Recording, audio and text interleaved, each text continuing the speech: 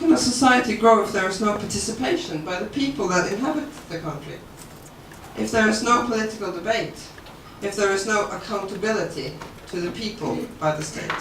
Most of us actually are a little bit scared to touch upon this issue. But I think that a rights-based approach can help us somewhat here, because it forces governments to include marginalized groups.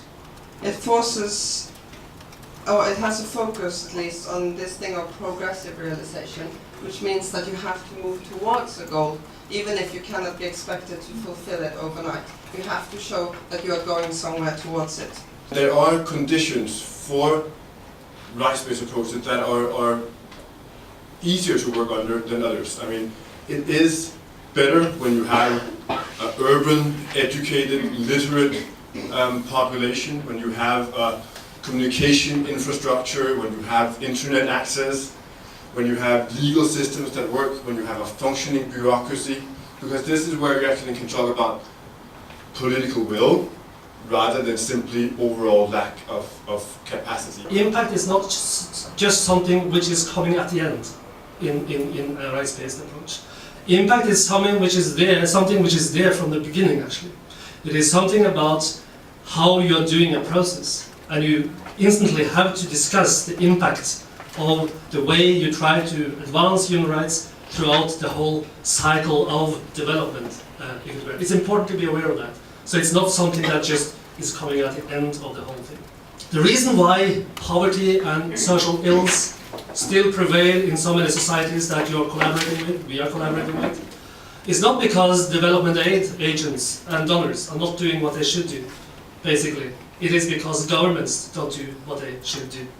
And this is for me the entry point of a rights-based, or rather a human rights-based approach to this.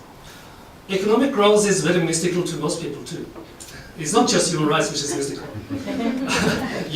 Economic growth is very difficult and very mysterious. So don't mystify the mystery of human rights. There's no need for that. It's complex, difficult, but it needs to build and rest on a continuous competence building among ours. One of the most important things to think about is that litigation can provide an important space for voicing social concerns. It's a space for participation where you can engage government officials in discussions on priorities and also contest policy. And this is particularly important in conditions and contexts where the political system is unresponsive. It approaches energy as a right, so it means that in the sector it tries to, in the analysis, to identify who are the rights holders, especially the most vulnerable ones, and who are the duty bearers, and what are their rights and obligations. What's very important is, when we talk rights-based approaches, that women are very often not considered rights holders in their own right. They only have rights through others, as a wife, as a mother, as a sister, as a daughter.